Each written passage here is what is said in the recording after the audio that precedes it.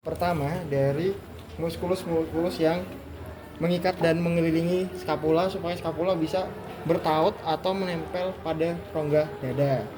Nah, pertama kita mulai dari bagian dorsal atau bagian atasnya dulu. Di sini bisa kita temukan dua muskulus dengan nama yang sama yang menempel di daerah muskulus skapula dan juga cartilago skapulanya. Nah, di sini namanya apa? Muskulus apa? Trapeziopus. Ada muskulus trapezius. Untuk yang depan namanya trapezius, muskulus trapezius. Oke, muskulus trapezius pars cervicalis. Dan yang belakang muskulus trapezius pars thoracalis. Kita kuatkan. Nah, kita turunkan dikit untuk ininya. Di bagian bawah dari cartilago scapula ada yang bertaut juga, dua muskulus juga dengan nama yang sama, dibagi dengan sesuai dengan arahnya. Untuk yang depan namanya muskulus Rhomboideus cervicis. Oke, muskulus rhomboideus cervicis. Dan yang belakang muskulus rhomboideus thoracis. Nah, jadi itu 4 muskulus yang mengikat atau menempel pada cartilago scapula.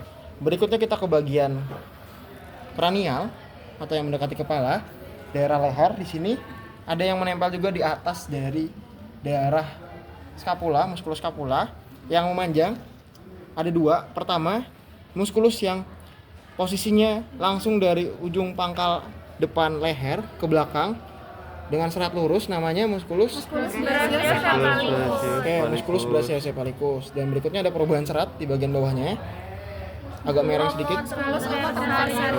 Oke, muskulus omotransversarius. Nah, ini yang menempel pada atas skapula bagian depan. Dan untuk muskulus omotransversarius bisa kita kuakkan dan melihat bagian medialnya ada benjolan atau batu kelenjar getah bening, namanya limfoglandula cervicalis superficialis. Dan di sini juga kita bisa ketemu dua pembuluh darah warna biru dan juga merah, namanya sama kayak limfoglandulanya, namanya arteri vena cervicalis superficialis gitu. Jadi itu untuk di bagian depan atas skapula. Berikutnya kita ke bagian bawahnya. Sini bisa kita ketemukan di bagian bawahnya yang agak tebal. Kita buka dulu. Nah, di sini untuk depan bawahnya ada yang tebal, namanya Musculus serratus ventralis cervicis. musculus serratus ventralis cervicis karena dekat dengan leher dan masih bertaut dengan leher juga. Berikutnya yang bagian belakangnya yang lebih tipis dan menempel dengan cervicis, cuman beda ketebalan aja, namanya Musculus serratus ventralis thoracis. musculus serratus ventralis thoracis. Jadi itu untuk bagian depan atas, depan bawah, dan belakang bawah. Untuk belakang atas nggak ada. Tuh udah. Kita lanjut ke bagian bawah. Benar-benar di bawah skapula, di bawah dari sternum. Di sini kita ketemukan, mungkin dari depan dulu. Di sini di bawah dari plexus brachialis ada muskulus yang posisinya di daerah ketiak. Untuk bagian depan namanya Musculus pectoralis descendens. musculus pectoralis descendens. Dan yang bagian belakang ini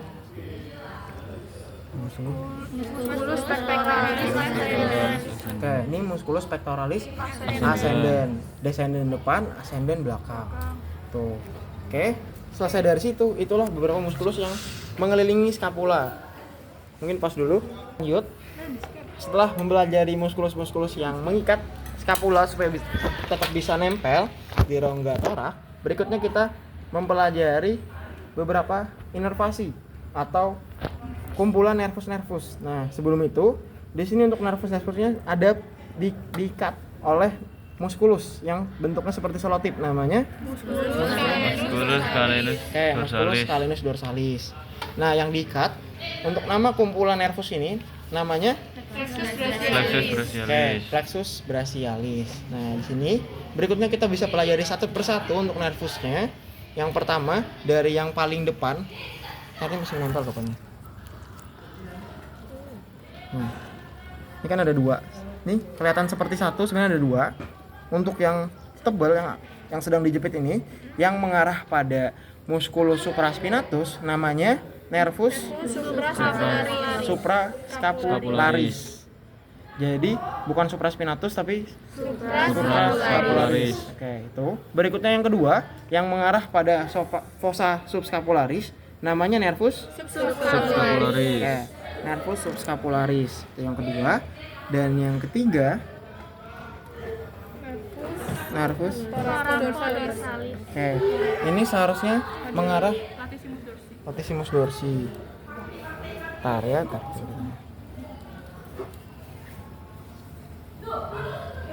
Yang ini ya, seharusnya yang ini.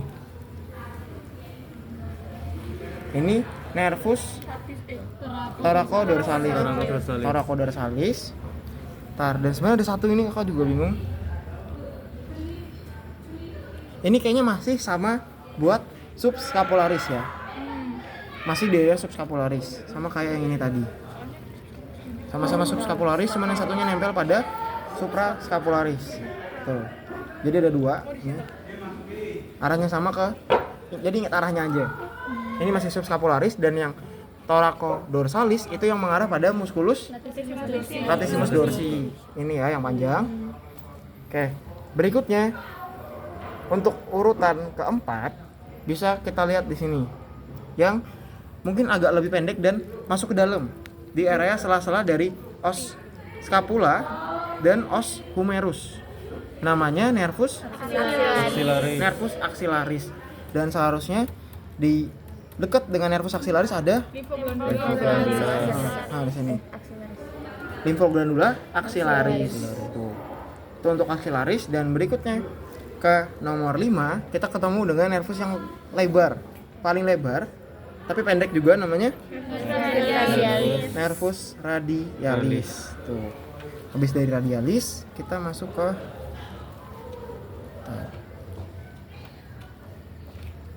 nah, di sini ada yang paling panjang dan mengarah ke bentukan seperti lutut, atau di sini bukan lutut, namanya adalah tuber olecranon. Namanya nervus ulnaris karena memang arahnya ke os ulna atau daerah tuber olecranon, dekat-dekat tuber olecranon patokannya. Jadi ini berikutnya habis dari nervus ulnaris kita masuk ke nervus yang ada 3 nama mengikuti arahnya. Pertama, sebelum mencabangkan diri yang lebih dekat dengan plexus brachialis namanya nervus medianus et musculocutaneus. Oke, nervus medianus et musculocutaneus. Nah, meskipun yang duluan itu adalah nervus medianus, untuk yang paling depan namanya Nervus musculocutaneus. oke, nervus musculocutaneus. Dan yang panjang Nervus medianus. nervus medianus. Tuh. Jadi kebalik. Berbalik dengan namanya. Itu yang perlu diingat. Oke, udah untuk nervus di sini. Dan berikutnya ada nervus terakhir yang merupakan percabangan langsung dari plexus brachialis. Namanya Nervus pectoralis. pectoralis, yang dibagi jadi 2, pectoralis kranial daerah yang dekat dengan plexus brachialis dan yang caudal belakang. Oke, pectoralis. Oke, tuh. Jadi dia langsung ke musculus pectoralis ascendens.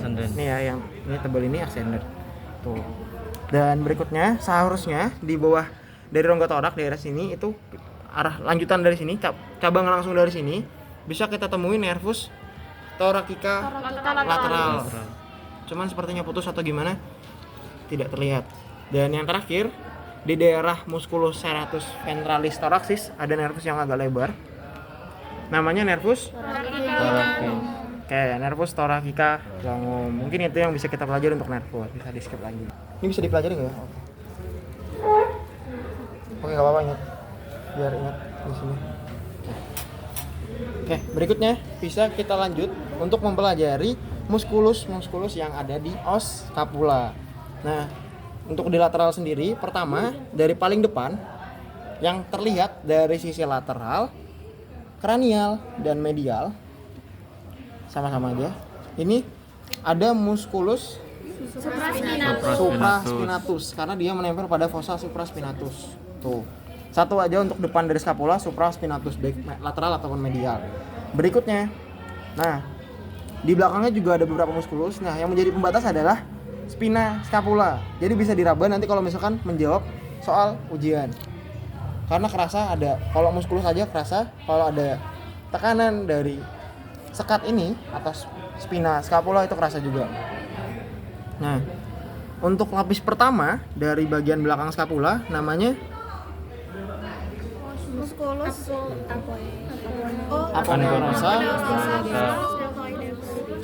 Oke, aponeurosa musculus deltoideus. Tuh. Berikutnya lapis kedua bisa kita lihat di sini.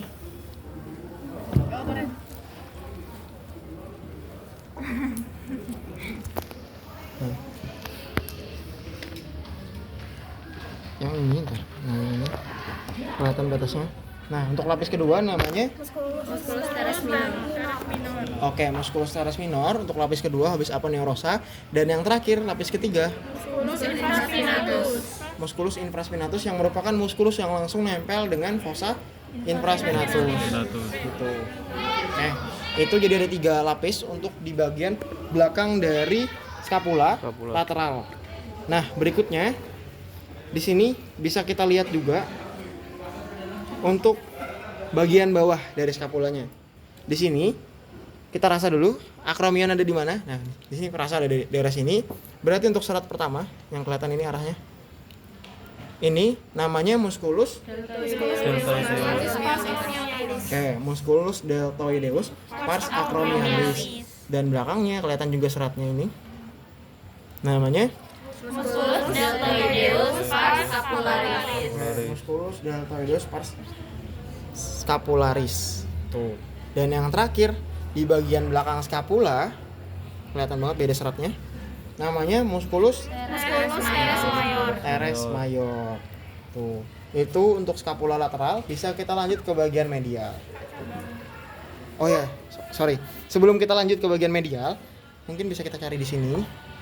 Nah, ketika untuk bagian aponeurosa, musculus teres minor dan juga musculus infraspinatus kita kuakan, di bagian dalam sini bisa kita temukan arteri. Ada ketemu nggak kalau di situ?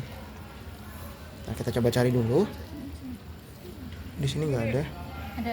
Ya, namanya cabang Arteri circumflexa scapularis. Oke, cabang arteri circumflexa scapularis. Itu yang nanti bakal bisa kita temukan juga percabangan dari atau sumber dari arteri ini di vaskularisasi medial yang mungkin bisa teman-teman pelajari minggu depan. Tuh. Berikutnya bisa kita pelajari untuk bagian medialnya. Untuk bagian medial sendiri, kita ketika mendapatkan preparat medial harus paham juga orientasinya. Pertama, ada ketemu pertautan antara humerus dengan scapula, itu yang menonjol itu bagian depan. Untuk yang siku dalam ini bagian caudalnya. Nah, ketika sudah paham soal itu, untuk bagian depannya sendiri kelihatan 3 serat berbeda. 1, 2, 3. Untuk yang paling depan namanya musculus supraspinatus yang kelihatan dari sisi lateral juga. Dan yang kedua, yang seratnya agak mengkilap ini dan lebar, Musculus subscapularis. Oke, musculus subscapularis. Karena dia di daerah fossa subscapularis. Dan yang terakhir, teres mayor. musculus teres mayor yang kelihatan sedikit di bagian lateral tadi. Tuh, itu untuk bagian medialnya untuk scapula. Sudah, kita lanjut ke bagian os humerus. Oke. Nah, pertama, ketika kita melihat preparat seperti ini, untuk bagian lateralnya sendiri sebenarnya ada 3 aja.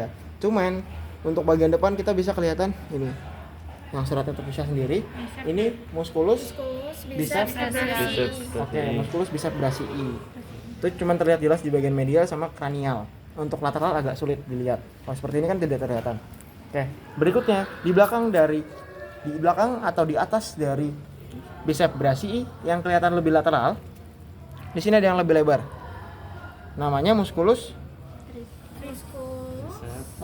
triceps brachii caput lateral.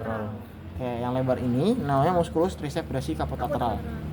Nah, berikutnya sebelum kita kuakan kita belajar ke belakangan dulu. Nah, di sini ada yang panjang yang tidak dibuka biasanya sebagai ciri khas dari preparat kita. Ini namanya musculus triceps brachii caput longum. Ini yang kelihatan dari sisi medial juga nanti. Beda sama lateral, kalau lateral cuma kelihatan dari lateral, kalau longum kelihatan dari medial dan lateral. Tuh. Dan yang terakhir, urutan ketiga yang terlihat jelas di bagian lateral ini ada seperti selotip, cuman di sini terputus sepertinya ini. Nah, ini. Namanya Muskulus tensor fascia antebrasii. musculus tensor fascia antebrasii. Tuh. Itu untuk bagian lateral, benar-benar lateralnya. Dan berikutnya kita bisa mengkuakkan musculus triceps brachii kaput lateral untuk mempelajari dalamnya. Nah, bisa kita kuakkan. Nah, di sini terlihat 3. Pertama, untuk paling depan ada musculus brachialis. Musculus brachialis.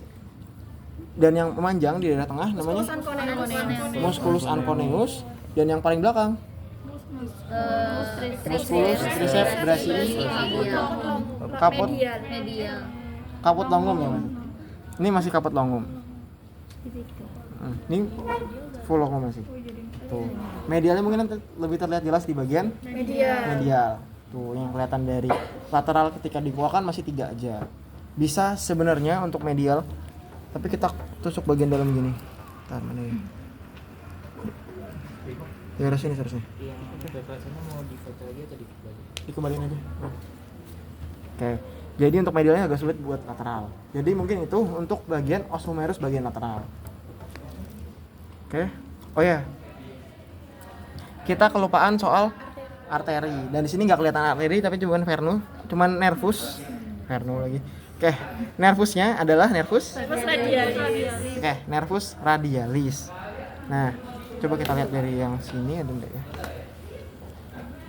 Jelas banget arterinya. Nama arterinya?